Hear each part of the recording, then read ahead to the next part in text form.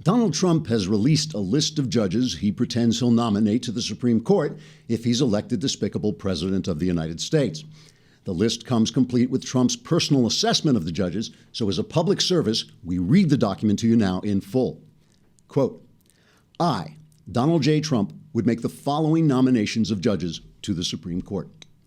Nomination number 1, Judge Reinhold. He was great in Fast Times at Ridgemont High, and then Sean Penn goes on to get all the stardom. Very bad. Sean Penn is practically some kind of communist, although he did tie Madonna to a chair and smack her around for 9 hours, so he's got his positive side too.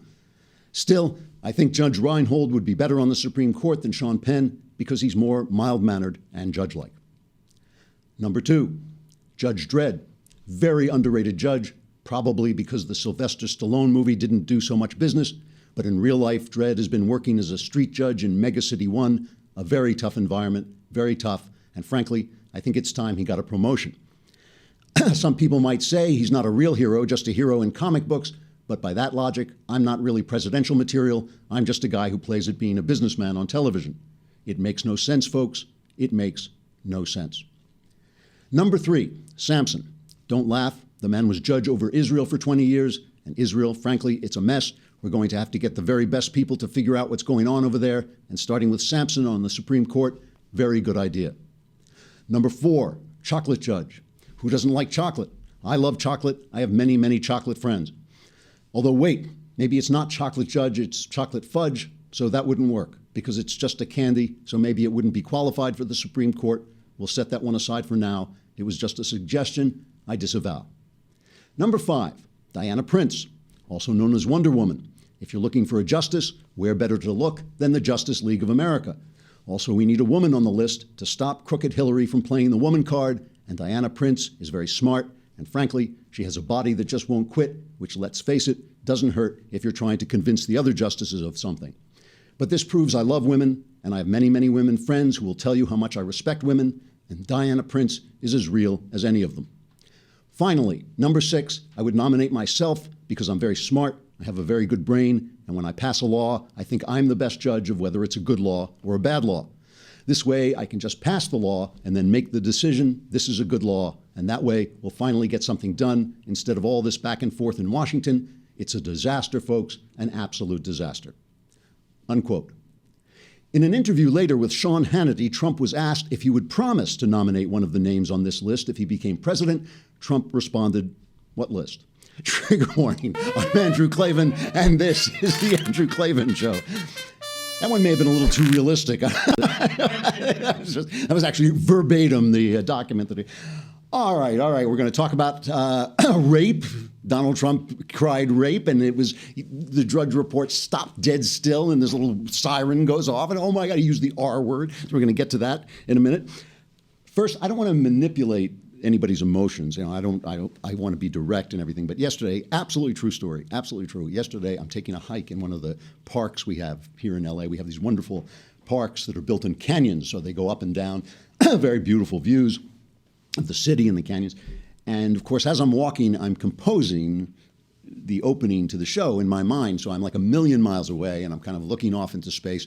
And I look down in front of me, and there's a yard-long rattlesnake about a step under my foot, and I backpedal. And I just want to say, you know, don't want to manipulate you, but if I can risk my life to bring you this show, I think the least you could do is subscribe. You know, if you subscribe, you get good men have died to bring you this commentary, and if you subscribe, you get to watch and as well as listen and also contribute, because we did the mailbag. It was good, the mailbag. Again, it was really fun. And you know, I have to say, in all seriousness, I really enjoy doing that mailbag because I like hearing from you. So I'm not just talking to myself. I actually want to know what you think and what you're wondering about. So that's very helpful. And as I say, if I'm going to go around getting bitten by rattlesnakes, just to bring this up.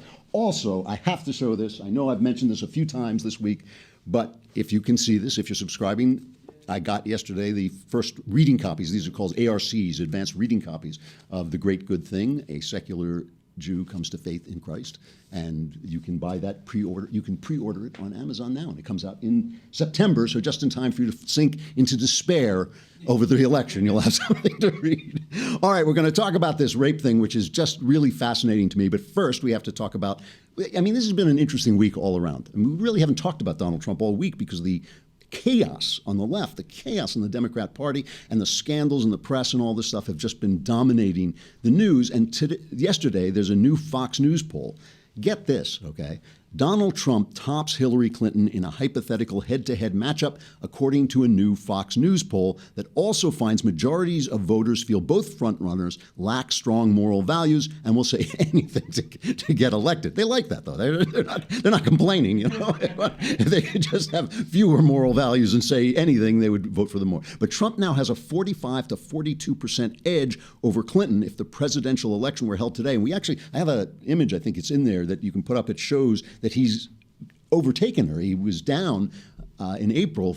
You know, it was Clinton 48 to 41. So this is a major change. Okay, so now last month Clinton was up by 48 to 41%. So now he has really come abreast of her and passed her. And the thing is, yesterday I'm watching the commentary on this, and really smart commentators like Krauthammer and Jonah Goldberg, and they're saying, well, you know, Trump has won the nomination and everybody likes a winner, as if people were like these sheep, which they're really not. You know, people are actually seeing something. I just totally disagree with that commentary. I mean, people are seeing something in Donald Trump that they like. That doesn't mean that it's good. That doesn't mean that they're right, but it does mean that we should just at least pay attention. I mean, it's good information to have. So listen, I've said a million times how I feel about Trump. I am really upset by his violent tendencies and his fascistic tendencies. Those are things that are not going to go away in a day because he says the right thing today and he didn't say the right thing yesterday. I mean, those are character issues that I really, really give me a hard time. I do respect the argument that he would be only the second worst thing that could happen in the country. I can't sign on to that argument so far because of these things that I'm talking about.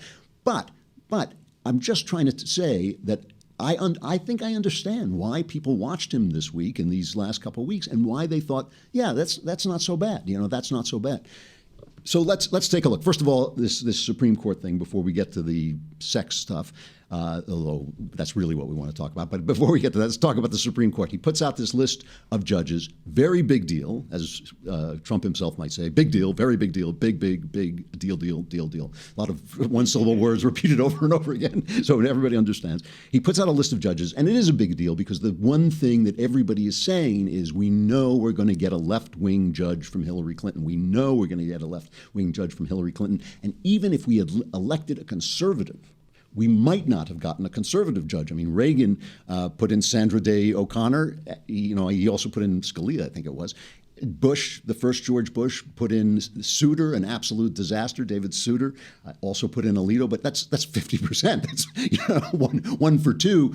And so this guy Trump, you know, we don't know what he's going to do. So he puts out a list, and everybody who should know about these things, the Cato Institute and John Yoo, all these people said, great list, absolutely great. He even called, and this actually speaks well of him, I have to say, he called National Review. He had his people call National Review, according to Jonah Goldberg, and ask for their advice. And National Review has just hammered him relentlessly. They put out an entire issue against Trump. They're still kind of brooding about the idea of a third-party candidate, an absolutely disastrous idea on every level, but they're still doing it. And yet he called them and asked for their advice. So he puts out this list, and it's apparently a really good list.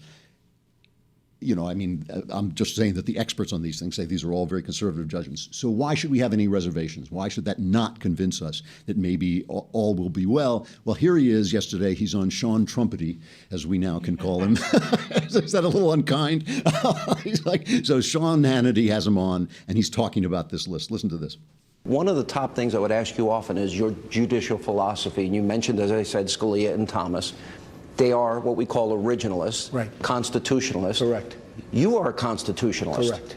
Correct. And I'm also, I want high intellect. I want great intellect. These people are all of very high intellect. They're pro-life. And so that's my list. And we are going to choose from, most likely from this list, but at a minimum, we will keep people within this general realm. And so Hannity at this point might just as well have Trump sit on his lap and like pull a string in back, and he moves his mouth, and Hannity just does this ventriloquist. I'm a constitutionalist. I believe in the original Constitution. You know, it's like, wow, Hannity's hardly moving his lips. That's amazing. I mean, Trump. Anyway, but you heard at the end him hedging his bets.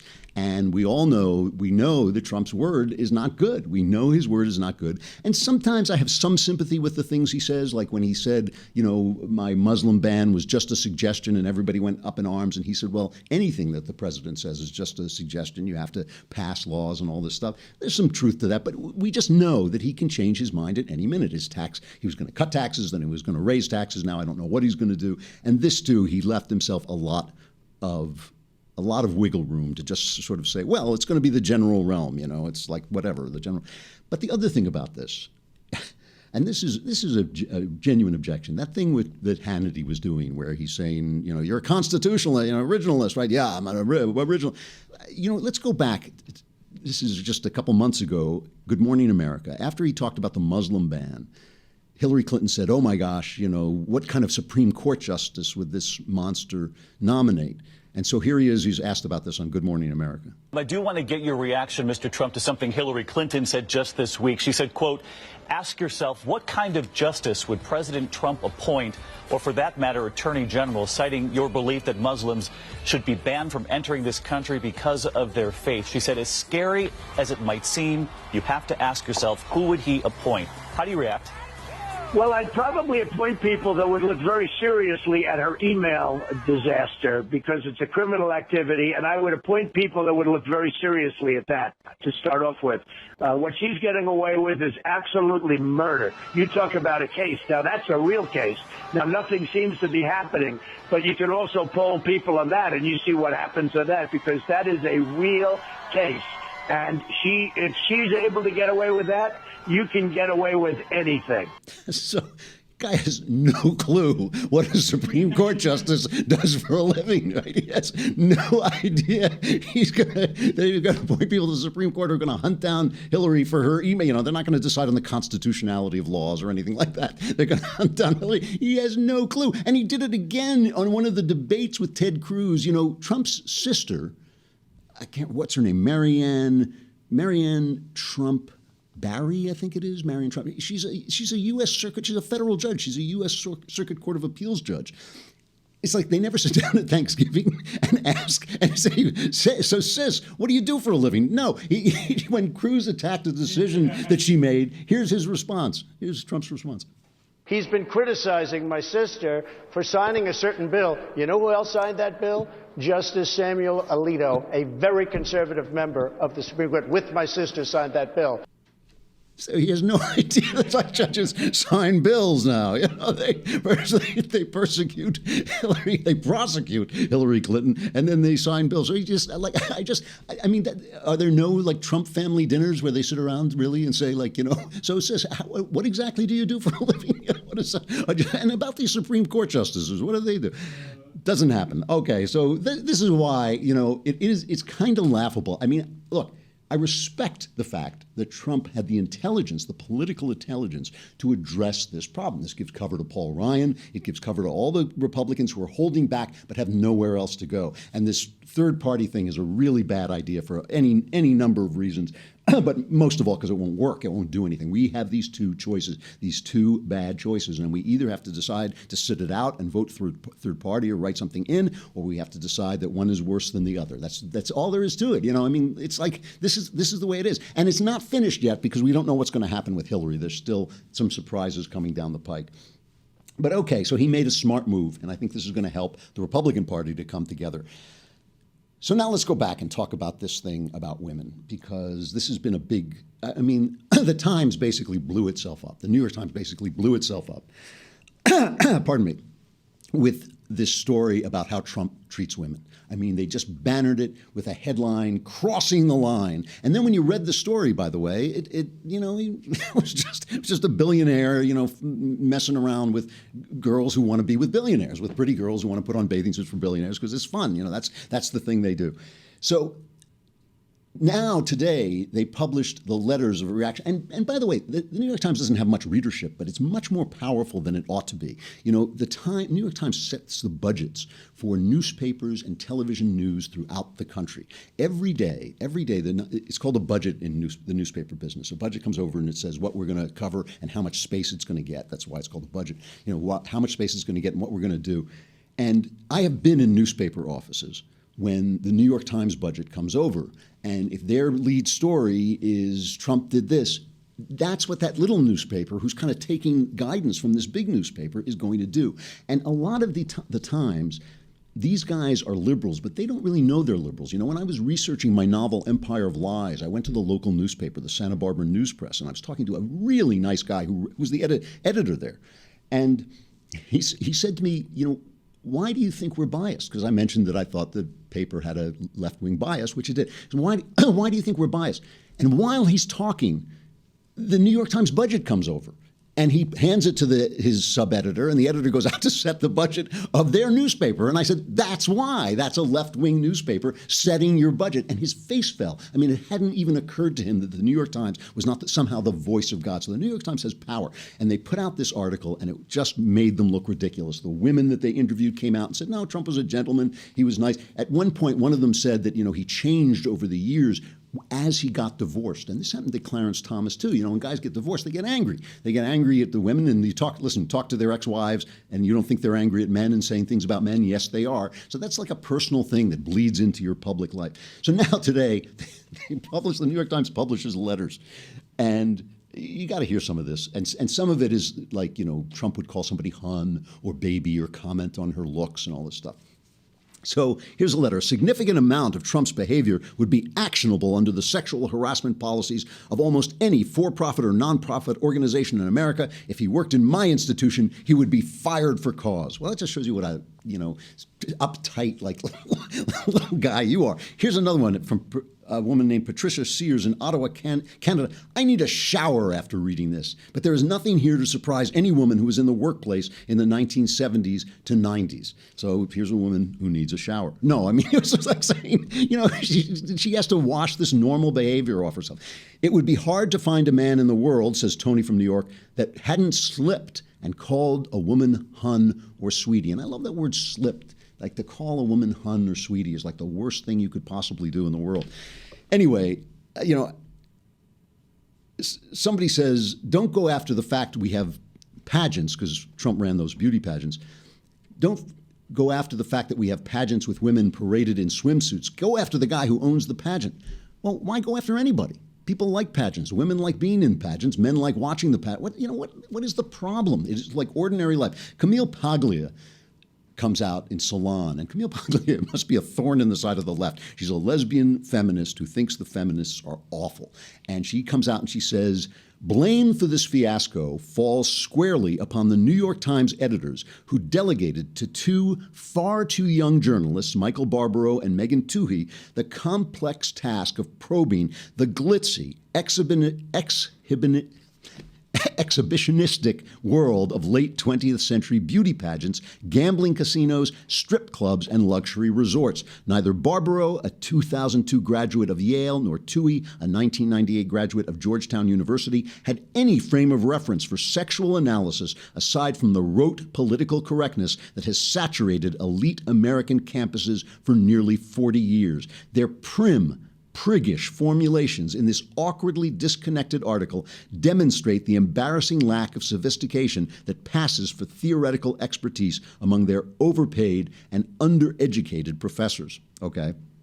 I mean, she goes on to say it's a supreme irony that the Times put a picture to illustrate this article of Trump with a young woman, and she said it's the sexiest picture that's been in the mainstream media for years. There's all the sizzling glory of hormonal sex differentiation, which the grim commissars of campus gender studies will never wipe out. So what she's saying is this illustrates how far from ordinary human life our betters and superiors are. And it matters because our politicians are locked in this echo chamber with the press.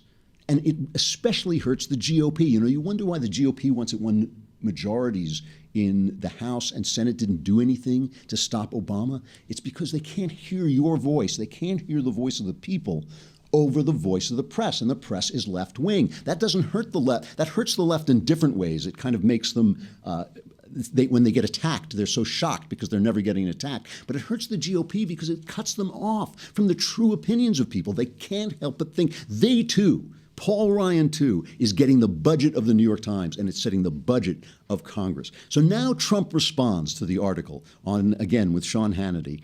Trump responds, and he uses the R word, and the world stops still. So listen to this. This is Trump and Hannity.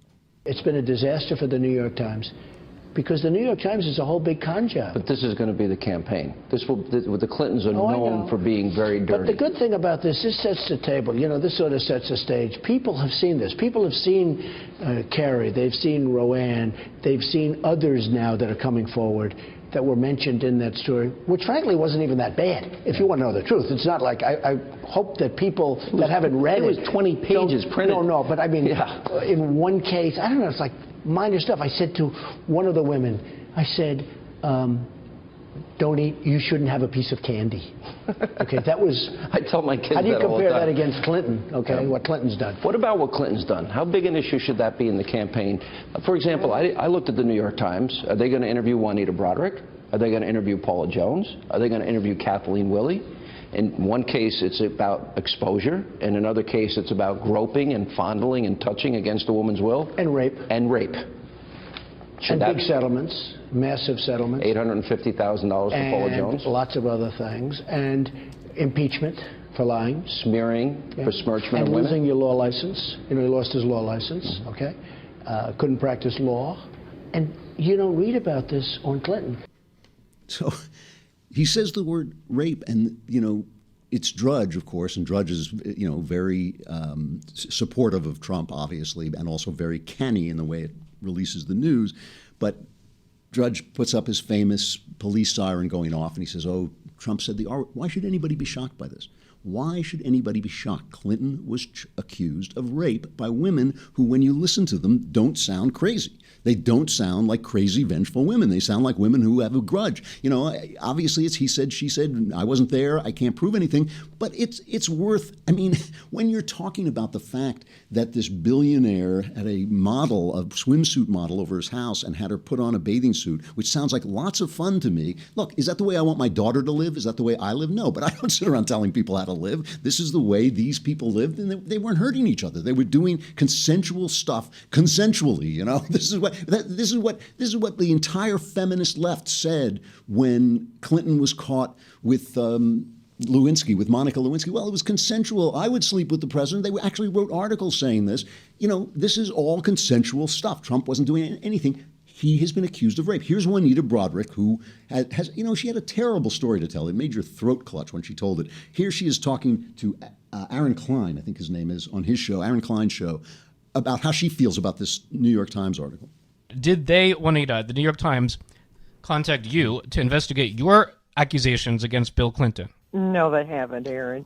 And I've not read the entire article about Mr. Trump, but I've been listening to the news and all of the fallout in connection with it. And I wish that they would use the same amount of energy to interview the hundreds of women that Bill Clinton has probably spoken bad words about, and the many women that he has assaulted. I think a person's own actions and what they do to women speaks much louder than a person's hearsay and words. You know, Maureen Dowd, she's this left-wing columnist on the New York Times, far left-wing columnist, but she went after the Clintons for this because she's a feminist, and she has been excoriated. I mean, I think she said she got death threats. I'm saying that from memory, but I know she was just constantly attacked. And she recently wrote a column called When Hillary Clinton Killed Feminism, when she killed feminism. And she says, when it was politically beneficial, the feminists went after Justice Clarence Thomas for bad behavior and painted Anita Hill as a victim. And later, when it was politically beneficial, they defended Bill's bad behavior and stayed mute as Clinton allies mauled his dalliances as trailer trash and stalkers. The same feminists who were outraged at the portrayal of Anita Hill by David Brock as a little bit nutty and a little bit slutty, hypocritically went along when Hillary and other defenders of Bill Clinton used that same aspersion against Lewinsky. Hillary knew that she could count on the complicity of feminist leaders and Democratic women in Congress who liked Bill's progressive policies on women, and that's always the ugly Faustian bargain with the Clintons, not only on the sex cover-ups, but the money grabs. You can have our bright public service side as long as you accept our dark, sketchy side. Here's the thing. The thing that really bothers me about this is the inherent lie. The idea, I got a tweet, I think it was yesterday, didn't Trump objectify women? I don't even accept the category of objectifying women. I mean, to make a woman an object, yeah, if you put a glass on her head, like said, hold my glass. But to appreciate a woman's beauty is not objective. It is what men do. Women's beauty has an essential value in human life. It's not fair. It doesn't make a person good. It doesn't make her deep. It doesn't make her smart. It may not be right to judge her entirely on that. Of course, it's not right to judge her entirely on that. But it's built into the human system. It's evolutionary, like a man's courage. A man's courage has an essential value to human survival that a woman's courage doesn't have. A woman's courage may be admirable, but it doesn't have that same essential value. And a man can be courageous and evil, or he can be courageous and good. A woman can be beautiful and evil. She can be beautiful and good. But you can't deny that essential value. And if you deny it, if you lie about it, if you tell people they're bad for noticing it, if Megyn Kelly, which she does all the time, Megyn Kelly has people on and she excoriates them for mentioning a woman's beauty, as if Megyn Kelly would be sitting there if she looked like me. She wouldn't be. She's there because she's not just a good journalist, and she is a pretty good journalist, but she's also spectacularly beautiful. The thing is, if you lie, you give people who break through the lies power. Lies are jet fuel to Donald Trump. When he says the word rape, this is what people see. This is why his poll numbers are going up. Everybody stops and goes, finally, somebody just said the simple thing. Some guy, he said, oh, she's beautiful. She's got a nice backside. Whatever he said, people said, yes, I'm thinking that too. We're all thinking it. So say it. What's the difference? Like, don't lie. It has nothing to do with the moral value of those lies. It has to do with the hunger people have to just hear what we all know is true spoken out loud. And that's why Donald Trump is climbing in the polls. It has nothing to do with people just getting on the bandwagon. The week has come to an end, and as we plunge into the darkness of the Klavanless weekend, which even I despair at, and it's not really Klavanless for me, but even I despair at going into the Klavanless weekend, I want to leave you with something, stuff I like, a little bit uplifting. One of the things when I lived in Britain that I loved was British hymns, church hymns, are so much nicer than ours. There's so many beautiful ones. They have one, I Vow to Thee, My Country, just absolutely rocking great hymn, Seek Thee First, the Kingdom of God. And the most famous of them is called Jerusalem. And some of you, if you remember the film Chariots of Fire, the title Chariots of Fire comes from the hymn Jerusalem. It was written by William Blake, a poet that I love very dearly. He's a very, very, very difficult poet. When I read him in college, I couldn't understand a word he was saying, and yet I read lots and lots and lots of him. And then one day, many years later, when I was living in New York, it suddenly went on, and I got him. I understood what he was saying, because he wrote these mythologies where he made up the characters, and so you have to sort of figure out what each character represents and who he is. And he was a forerunner of Sigmund Freud and that kind of psychological thing where you talk about characters like the ego and the id. And so he writes these mythologies, and one of his poems, it's really just the prelude to one of his poems are just massive, but he wrote this poem that provides the words for the hymn Jerusalem. And it's based on an old myth that Joseph of Arimathea brought Jesus to England during his lost years as a child. And that's where the lyrics, did those feet in ancient time walk upon England's mountains green. But then it goes on to talk about the coming of the New Jerusalem. And Jerusalem, this is one of the things, when the Jews were expelled from Jerusalem, Jerusalem became sort of a dream of restoring the Jewish fortunes. And I think to this day at Passover they say, they raise a toast, next year we'll be in Jerusalem. And that doesn't mean next year the family's going on a trip to Israel. What it means is that next year the Jewish fortunes will be restored. And that was where a lot of the theology, the Jewish theology of the Messiah came from, that a descendant of King David, who was their most powerful king, the king who established their empire, the line of King David would produce another king and restore them to Jerusalem. And that got translated in Christianity into a sort of more, it became in Judaism actually translated into a more spiritual level. And I realize this is the classics illustrated version of this, but I'm in a hurry, so you cut me a little slack. But in Christianity, they developed this idea of the new Jerusalem, a spiritual Jerusalem, a new heaven and a new earth, which is in Revelations. And so William Blake, who was a visionary, a guy who saw angels in trees, he actually saw angels and heard them whispering. There's a very moving story about his death. When he was on his deathbed, he had a long-standing marriage to a woman he loved very much, who was an illiterate but helped him with all his stuff. And he started singing on his deathbed, and she said, his wife said to him, "Whose songs are those, my love?" And he said, "They are not mine." And he was hearing this music from the other spheres. He passed very peacefully into the next world. And so at the end of this, he has this incredibly beautiful, uplifting verse where he calls out to the heavens and he says, "Bring me my bow of burning gold, bring me my arrows of desire, bring me my spear. O clouds unfold, bring me my chariot of fire. I will not cease from mental fight, nor shall my sword sleep in my hand till we have built Jerusalem in England's green and pleasant land." So think about that through the Klavanless weekend, that the mental fight never ends. We will fight this spiritual battle together, and we'll go on no matter what happens in the physical world. We'll continue to fight this. Here is Charlotte Church with the voice of an angel singing this live in Jerusalem. And did those feet in ancient time walk upon England's mountains green?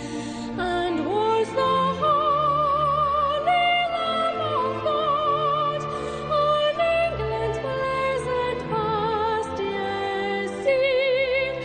And was the countenance divine shine forth upon a clouded hills? And was Jerusalem builded here among those dark satanic meals?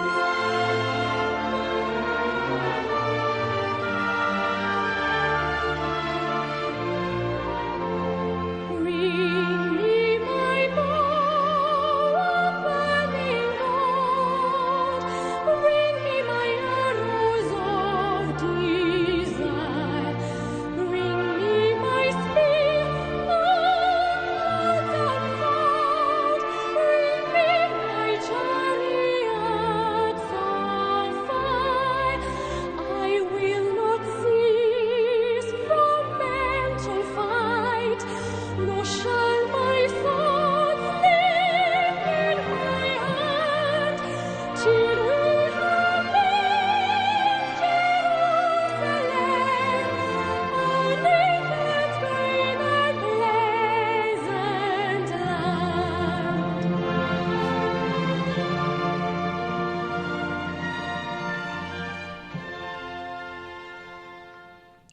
I'm Andrew Klavan. This is The Andrew Klavan Show. We'll see you next week.